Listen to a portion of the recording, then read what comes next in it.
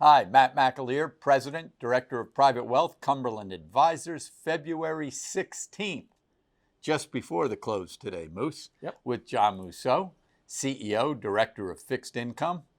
John had a busy week, keeping an eye on all types of economic indicators this week. What do you have? It was an unbelievable week. And, as pitchers and catchers report this week to training camp, right? We use a little baseball analogy because we had the pretty good lineup of economic stats with mixed results for bond investors. So out of the gates, you had CPI this week at the beginning of the week. Markets were, expecting 0.2. What happened? It came in at 0.3. Ugh. Next up, we had, basically retail sales down. Very good for bond investors. They were down 0.9% when they're expecting down 0.2. So that's a positive. Then you had retail sales. They were also down. Home prices. They were also down this month. And then batting cleanup, we have PPI this week, and that disappointed, and that came in at 0.3 versus 0.1. So the net result of all this was a rise in yields this week, 10-year bond yield up 12 basis points, and other bond yields up as well. The real story here, though, is what a trooper muni bonds were. Right. So there you have the 10-year bond went from a 418 to a 430. We use the AAA scale, even though most yields are higher. That went up from 243 to 246, up 3 basis points. So the muni market outperformed the Treasury market by 4 to 1.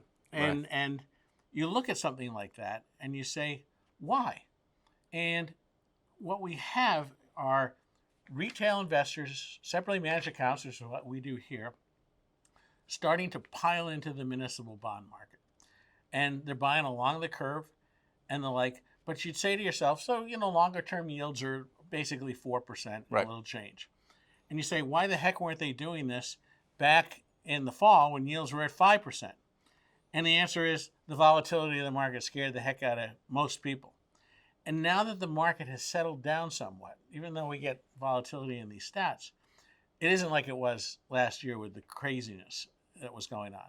So now they feel more comfortable investing, and they're doing it. And, we watch these things and we look at the yield ratios of Munis to Treasuries, and they're very low in the short end. And we basically say people are willing to accept this, and we think partly because they think something might change this fall. Might be the House of Representatives, might be the Senate, might be the White House. We don't know. But people aren't taking a chance, and they're saying, I want to keep my bonds, short, intermediate, some people longer. But boy, I want to own bonds now. And if I see a tax change coming down the fall, I'm protected against it. A couple of things that you mentioned there, John. First of all, volatility. People often confuse volatility and risk. Right? And the risk is the scenario that you do not get paid back your capital. That is an investment. Volatility is the week in, week out change in price. And which is what we struggle with here. That's right. And any investor and any trader does. Right. In terms of risk in the muni credits that you tend to buy, that was an overstated fear by the buyers last year. Yep. Credits were actually, S&P credits actually strengthened this year across the muni landscape. Correct. A lot of it still municipalities having balances from COVID, higher tax returns on the capital gain side.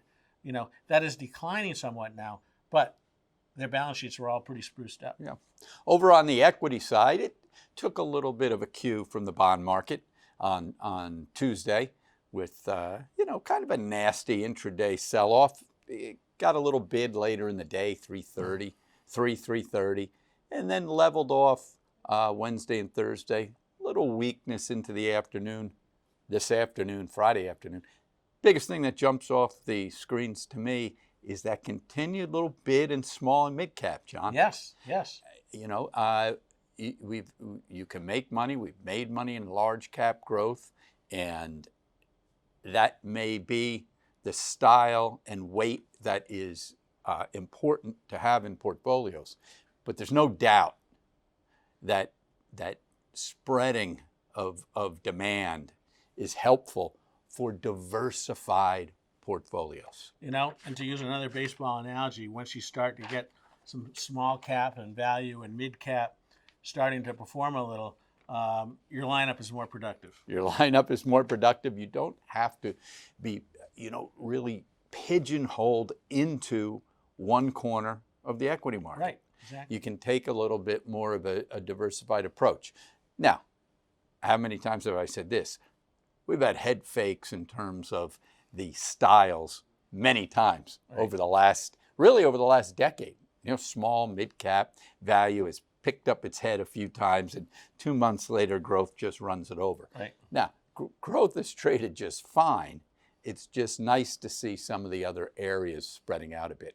We did see, and it's important to keep an eye on, because everybody is focused on tech and AI. It dominates every headline, right? It dominates the earnings reports. You hear right across the board, industrial companies, food and ag companies trying to talk about how they're going to be utilizing AI just to get a little lift in their stock maybe.